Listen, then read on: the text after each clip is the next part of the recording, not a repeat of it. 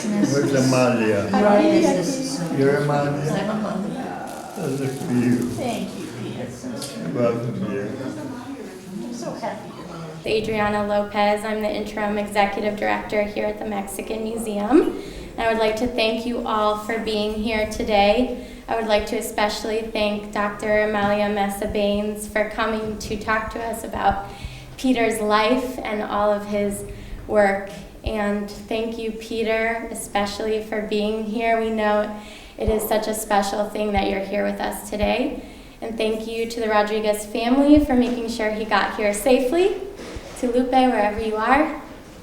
Thank you to all our volunteers, especially Juan Carlos, who will be videotaping today. And thank you all for being here. Dr. Amalia Mesa Bains is an artist, an author, a scholar, a psychologist, truly a Renaissance woman. She's one of the brightest minds in the area of Mexican American and Chicano culture. And thank you for being here, Amalia, and welcome. Well, I'm honored to be here, and Peter, I'm very happy that you'll be present. I thought in the beginning that it was a little odd to be showing images on a screen of such beautiful works that we're sitting among. So I'm going to do this like a performance piece. So we're just going to talk a little bit about the works, and I'm going to talk a little bit about Peter. And I want to say from the beginning that part of all that's happening in the exhibition and the lecture today is really to honor you, Peter. And Thank you. in a lifetime, you've achieved something that very few people have achieved, in the sense of not just your own artistry as an artist, but building an institution before people even knew that they needed it. And sometimes I refer to that as a prophetic vision, that there are some people who can prophesy the future in their own intentions, that they have an intuition that allows them to see what might be. And those people have the courage to pursue that when others may not even understand what that will be. So over 40 years ago, your prophetic vision of a Mexican museum for what was then called a minority, 40 years later has come to pass. As I understand, in March there'll be groundbreaking. But in the interim years, there have been many forms of that museum. And many of you in the room today have been some part of that. Bea and Nora are here, Lorraine, David, others that helped move the museum forward. But none of it would ever have begun without Peter's own desire to create something. And I think about it now because he's a little older than I am, but we've tread the same path over the years. And I think we all come to a point in our life where we wonder about the decisions we've made and where they were in terms of what we imagined and then what came to pass. And I think that Peter's imagination was even greater than any of us could have seen, because here we are, years, decades later, ready to open a museum that after 40 years represents a community that is no longer a minority, that's reached 50 million plus, and that's only documented. So what we know now that we didn't know then is that we would come to be a cultural community of such vast importance in the making of this country. Or perhaps we knew, but nobody else would acknowledge it. So we only have to turn our televisions to watch the political shenanigans going on. And even there, we're in the center of it all, whether we like it or not, positive or negative. But clearly we are more than an emerging force. For many years, we were called the sleeping giant, as though somehow we hadn't woken up, and really the only people sleeping were the other people. We were wide awake and working. So I think now that Peter's legacy is even more important than we had seen even then. Those of you who had a chance to stop by on the way in, and maybe you'll do it later, you'll see some of the photographs from Peter's early years. And so sometimes we ask ourselves, why does a particular person make a choice that turns out to be so profound? What in them, what in their upbringing, what in their community allowed them to do that? And I think first and foremost with Peter Rodriguez, I hope he doesn't mind me talking about him while he's sitting there, is that Peter is an artist, and all of his life has been a form of artistry.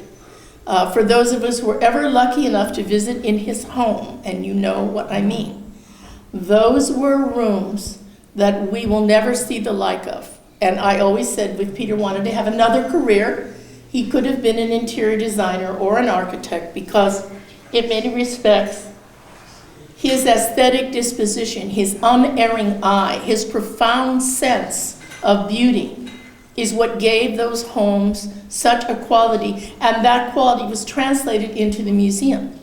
The museum was the first place with colored walls, where museums were also referred to at that time as the white cube. But he made a decision not to have that. So I'm going to tell you a little bit about his upbringing, and it is in the catalog that they've made for the New Mexican Museum. I think it's a fundraising catalog that has a very beautiful section in there on founder Peter Rodriguez building on his vision. And it talks about Peter and his twin brother Anthony. They were both born on June 25th, 1926. Anthony did not survive past his early years, but I think that maybe Peter's sense of connectedness to another person had to be filled some way, and through his art he did that. And even as a young person in Stockton, where he was born, his teachers raved about his abilities, and eventually he became well known in the 50s and 60s for his work. We look back now and we refer to that as abstract expressionism, for lack of a better term. Not too long ago, I had the opportunity to work with the late Carlos Villa on a project that he did at the Art Institute on abstract expressionism. And he asked me to do a talk, and I said, well, that's not really my field, but I'll work on it. And in working on it, I discovered many things. One, of course, that Peter, along with Carlos Lorca, Gustavo Rivera, and many others, had been really like linchpins in that form of art. And so when you're looking around today at some of the untitled works, you can see the quality of paint, the motion, the lyricism, and all that comes with that. That seed was born many, many years ago when Peter was a young man. In many respects, he was self-taught, even though he won many awards. And over the years, he began to show both in the US and eventually at the State Museum in Guadalajara. And going to Mexico for the first time in the 60s allowed him to see a kind of cultural heritage and legacy that we in the movement, the Chicano movement, would refer to as cultural reclamation. In other words, our task in becoming Chicanos, or Mexican Americans, was in fact to claim the heritage of our families. And many of us set about to do that. I did it by learning about altars and ofrendas and things that had to do with the domestic. But Peter determined to begin to know Mexican art, and so the categories that the museum's collections were built in, which have to do with pre-Hispanic or pre-Columbian, the colonial, the popular or folk forms, the Mexican and Latin American fine arts, and then the Chicano contemporary, were all part of the things that he sought out. So I want to say a little bit about the abstract expressionism moment, because I think that was really important. Some of you are too young to remember this, but this was something that Carlos introduced me to when I was doing the research. It's really the role of the beats in North Beach. And the beat poetry, people like Gary Snyder, Ferlinghetti, Ginsberg, Rex Roth, they were all part of that experimentation. And even jazz was part of that world. And so those artists who became involved in that, and it would be people like even Diebenkorn, Nathan Oliveira, Manuel Netti, Bruce Conner, and others, they were all part of a movement of making art that in some ways really wasn't abstract, because it was often tied to aspects of Asian art, aspects of jazz, aspects of beat poetry. And so one of the things that happened was also the rise of Latin American abstract expressionism. And so in the larger world, people like Mata and Lam and Joaquin Torres, but in our part of the world, it was Peter Rodriguez, it was Gustavo Rivera, it was Carlos Lorca, and even to some degree, Jose Lerma. All of these artists were part of a movement. And if you notice when you came in the little vitrine, there are photographs, and one of them is with Gustavo Rivera and his wife Hildy. and with them is a painting and a portrait. So I want to say that I think that part of what Peter was doing in this early work in the abstract expressionist period was really establishing his own aesthetic brand. And he was, and still is, one of the great colorists. So when we look at works, especially I look at this particular one here, there is in many of these works a kind of cellular quality. So it's almost as though you were looking through a microscope and you see these organisms moving. It's as though he penetrates the picture plane, goes into the paint itself, and begins to explore spaces. If you look at the techniques, the drip, the overpainting with many, many marks underneath, and the idea of gesture and mark making, it has been one of the big discussions of art all through history. Who are the people who make the marks? What are their gestures? Are they bodily? There is a little photograph when you enter of Peter leaning over his palette and he's picking up the paint. And I just wish it was like a film so we could see what does he do when he takes that paint? Where does he put it? How does he put it? Most of them are untitled. This one toward the back, which I think has some of the sort of echoes of Klein, is called, I think, Days in July.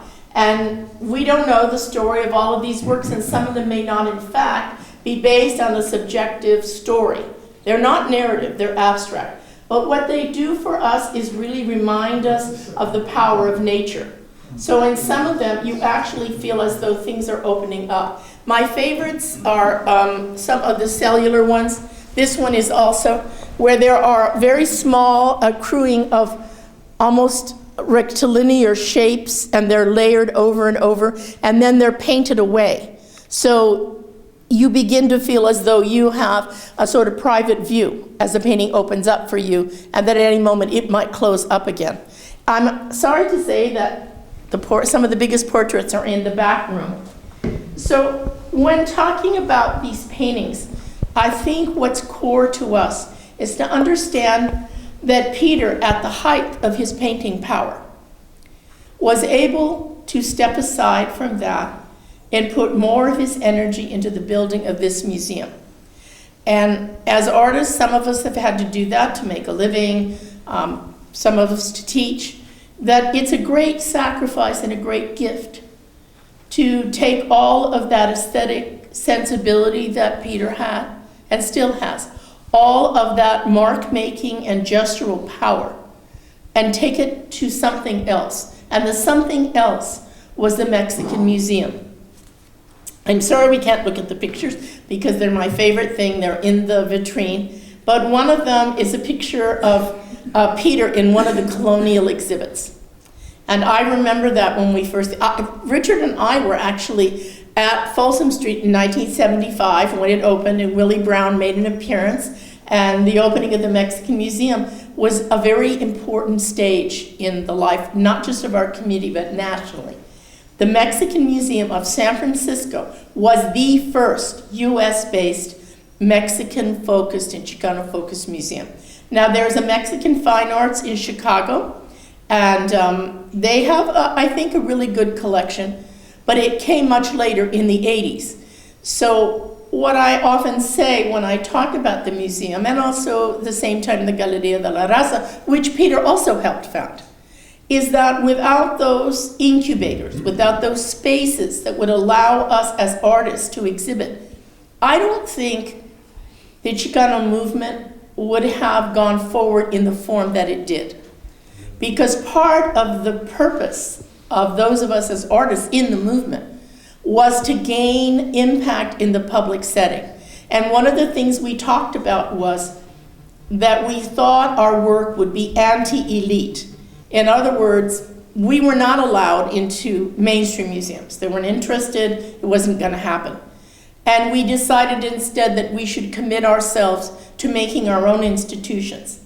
So the Mexican Museum, the Galeria de la Raza, Galeria Posada, Social Public Art Resource Center, Self-Help Graphics, the Guadalupe Center in Texas, Museo del Barrio in New York, from coast to coast, there has been a network of Chicano and Latino organizations that have acted as the sort of casas de cultura, the clearinghouse, the incubator, the place that we come from and how we came to know one another and to know the work that we could do.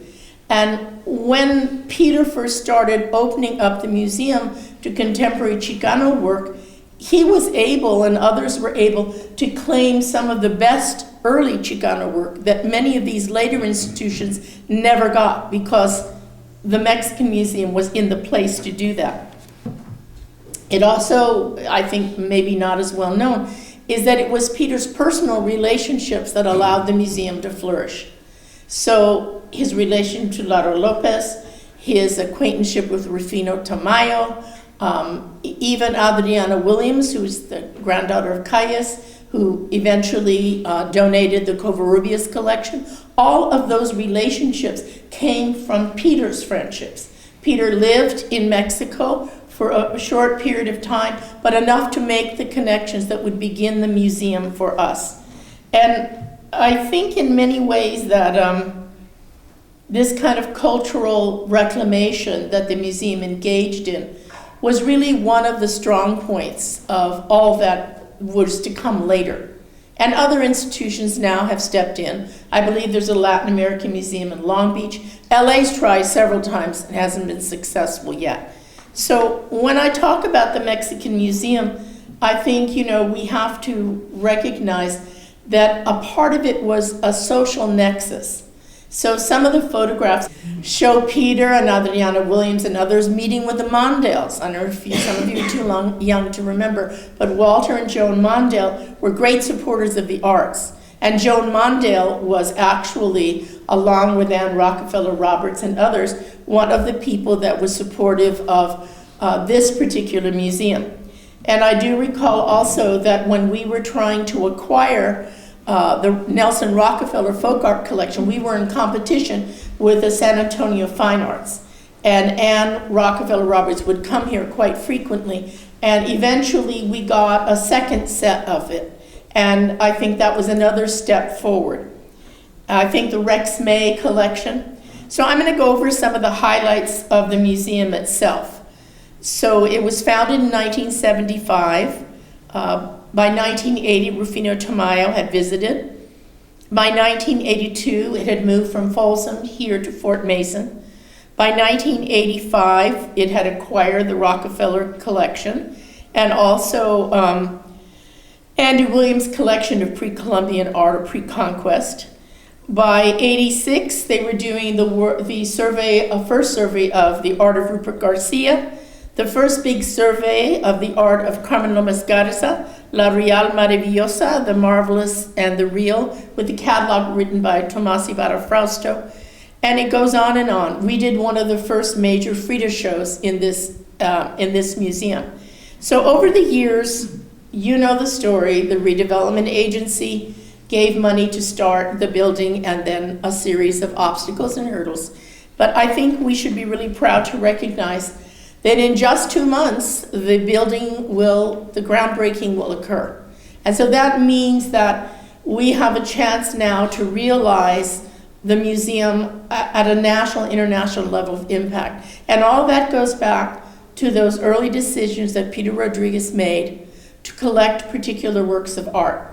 They were based on his aesthetics, they were based on his relationships, and then later other people added to that, Lorraine's tenure, David's tenure. There were other directors that came along, but I go back always to that first moment, that somehow that was the sort of turning point for us. And I know as an artist, I think often about what will happen to my work. We're all aging, and it's in a big garage, some of it's packed away. And so the thought that there might actually be a museum where some of that work might go is comforting to all of us.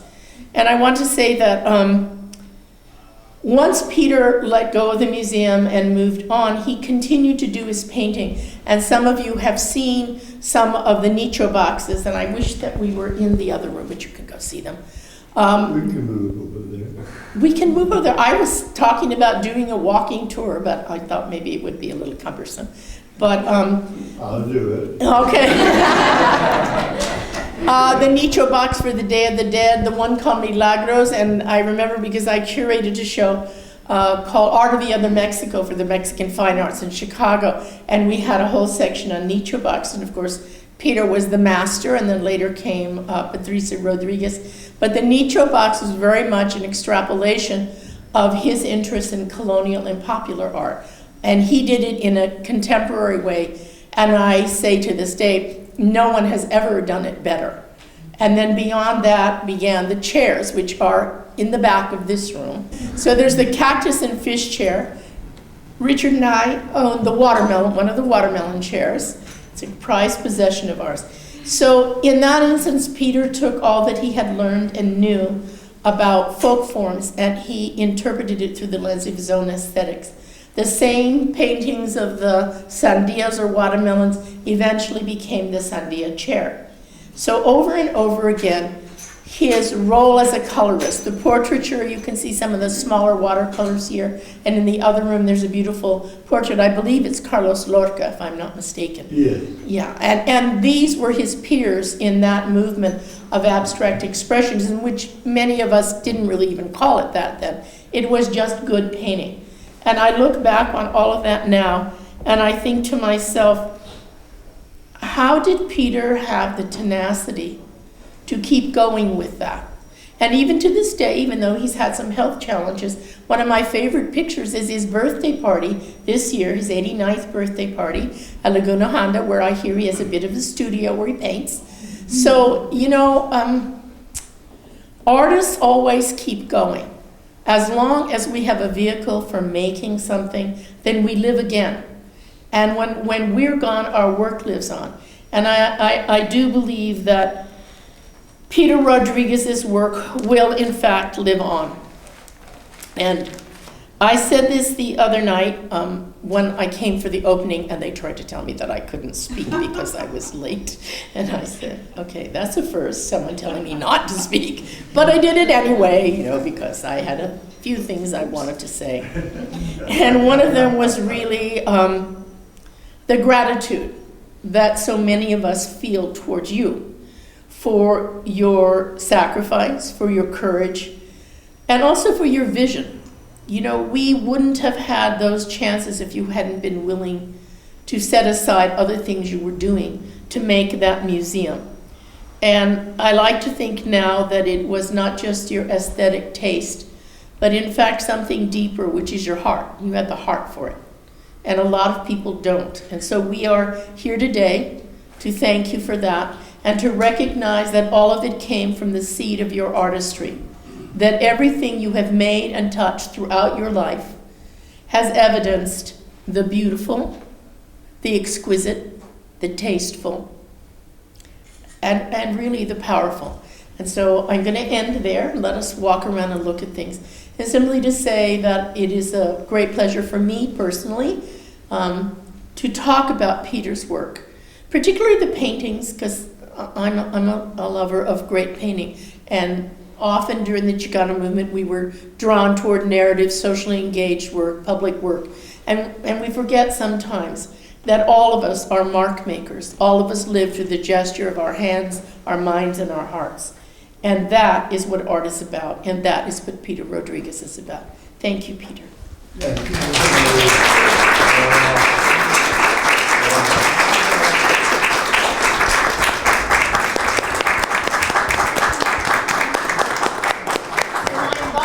To look at the paintings and look at the work in the other rooms, and if there's any questions, either Peter or I will try to answer them, or Nora B, or Lorraine or Dave. We have many experts in the room. I'm really So impressed with this. Yes, the tapestry. Was that made in Mexico? Did you have it made in Mexico? I designed it, and in fact, Laura ruined the bottom part. I had to redo the bottom part. It's beautiful.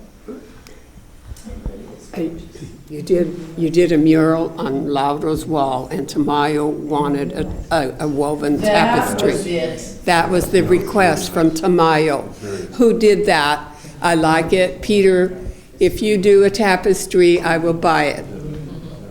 Yeah, you know how cold he was? He forgot about it. He wanted me to give it to him. Oh, adios. And I told him, maestro. It's a very beautiful piece.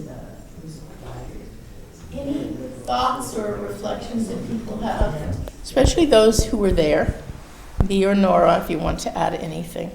We were trained on the job. I mean, my education was in the fine arts, but I knew nothing about museum work, and we had no experience in dealing with museums. But Peter put his trust in us because we had the passion, and so it had some great experiences because we had to be very inventive. For example, how do you get a mailing out? You know, there weren't enough of us to do it manually, so we got very creative, and we invited from a senior residence to come to the museum. We sat them in the gallery, gave them the envelopes and all of that. And a gentleman walked in and saw all of this going on in the gallery, because there was no office space to do this, and he said, "My goodness, you really need a donation." So he wrote a check for us because he saw that we were in great need of help. And so we had, but we were really successful was drawing all these students to the museum. I mean, if you can imagine all the Latinos that were in the San Francisco schools and they had nowhere to take them. Well, when we finally got the museum going, they were coming like crazy, you know. As far as all the immigrant students, the ones that were the children of the farm workers were coming from Bakersfield. And I mean, it was amazing how much interest there was in their Spanish classes came. We even got students who were studying exhibition design, and since Peter was the first to do color on the walls, the students came to study Peter's design elements of the exhibitions. It was such an exciting time, and what was wonderful is that we got to participate in every realm of museum work because there weren't enough people. We painted the sculpture stands, we designed exhibits, we had to do the tours until we got enough docents going. And and we would be working like crazy, painting in the last minute, and then we had to turn into charming hostesses for the receptions. You know, so it was so exciting. And because of that, we ended up with a museum career, thanks to Peter. Nora is the education program director of the Bering Museum, and I've been associated with the Oakland Museum now for 20 years. So that would have never happened if it hadn't been for Peter opening up all these opportunities for so many interns that have come through the museum. And so there are so many people that have made it to a level that they never imagined they could if it hadn't been for the training they got at the Mexican Museum. We had such passion, Yeah. and we felt invincible, I think, to some degree. And Peter just kept feeding us things that we needed to do. I said, sure, we do them. You know, we'll do this, we'll do that. And we just did it, right, Peter? Moved the furniture, moved the objects, created the labels, wrote the labels.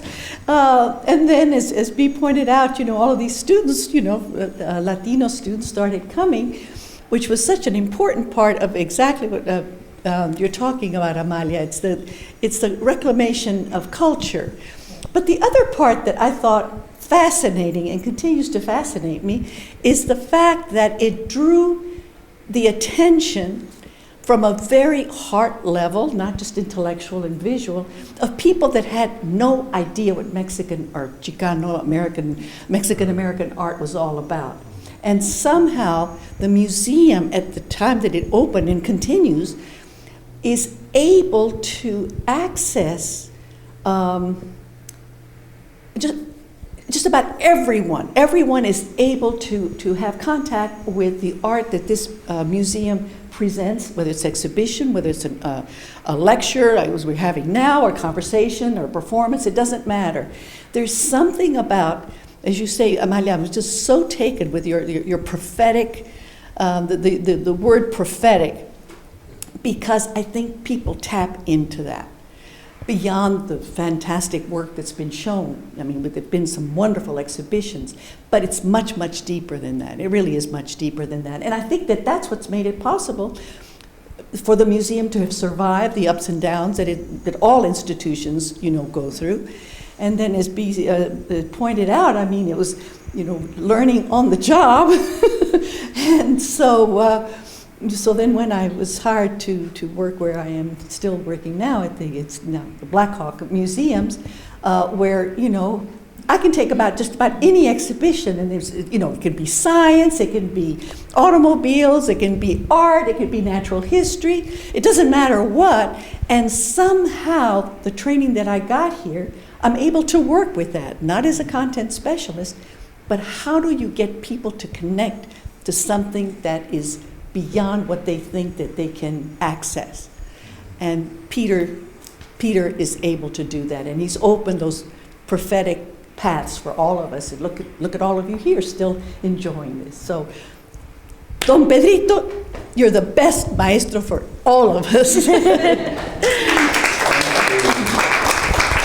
Peter, I've never really had the chance to thank you the way I wish to thank you tonight.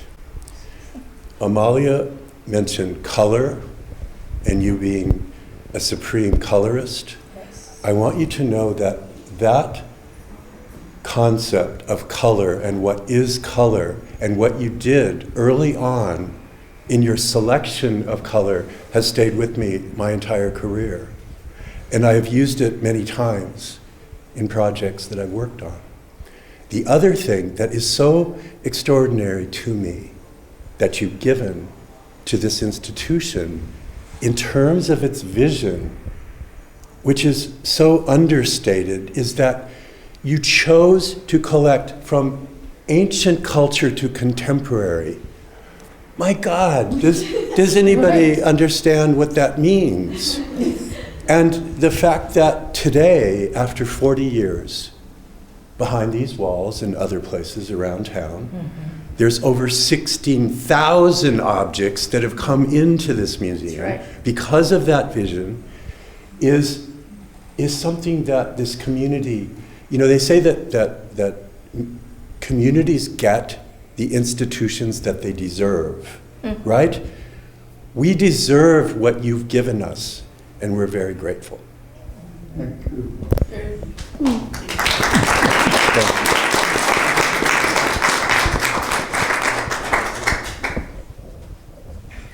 I think David, he didn't say, but he was one of the executive directors here at the Museo.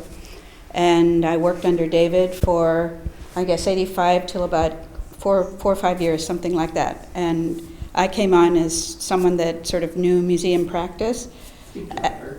Will do. But I think one of the things I wanted to share is that also as a director that came in as a director in about 94 for about 5 years, is that one of the first things that a good director tags up with is looking at the mission and connecting with the founder. And often founders are no longer around, but in those days, I knew Peter, and it's really to sort of like get your bearings. What is this institution about? And what can I then help to bring forward along with all the people that were part of it? A lot of our colleagues that are in this room have become family. So I think the vision is what I think people are trying to say, Peter, that, your vision was prophetic, I think, some time ago. And I think there are choices, because being an artist and also understanding that to make a living in the city, you have to sometimes do administration. And it takes a huge chunk of your energy and your time and parts of your soul. So I want to say that I think I had the privilege of being able to work with the museum to try to look at the aperture that you created and try to then kind of keep it moving forward. There have been many stories, and I hope one day before we're all gone that someone will do a narrative, because as you know, building anything and running an organization is a constant struggle of finances and personnel and trying to work with a whole range of moving parts. You have your governing body and your staff. And it can be so energy draining, but at the same time, in the course of all those challenges and all of the immense successes, because we will now be in our second groundbreaking, but this is hopefully the one that's going to take, and I think it looks like it. I remember the first Because one. I work with Legoretta, and I was very proud and happy to work with Legoretta in the first pass. But, you know, it is what it is. It will be, and it will be here because you put in that time. But I think the last thing I want to say is that I hope that at some point someone will sit people down, because there have been also these stories, because when you're struggling, Latinos have to find a way to laugh. And there have been so many humorous stories, like when Dolores Olmedo came, and, you know. And we had to have a 24-hour chauffeur because she refused to come unless there was a chauffeur waiting 24 hours a day. You know how much that cost? And I said, okay, we've got to figure out how to pay for that. You know, when obviously Ann Rockefeller being here, we've been able to maintain relationships with her, you know, to this day, and that was really interesting to know her. Recently. Exactly. And then her uncle came one day, David Rockefeller, to see the exhibit, and it was very interesting because the black car drives up and the security come and do the sweep, and then here he comes in his pinstripe, you know, like banker suit, and we walk him through. So there's sort of important ones, but also very hilarious stories. And there's my favorite one of you, which I will not tell now, but it's one of my most fun two stories.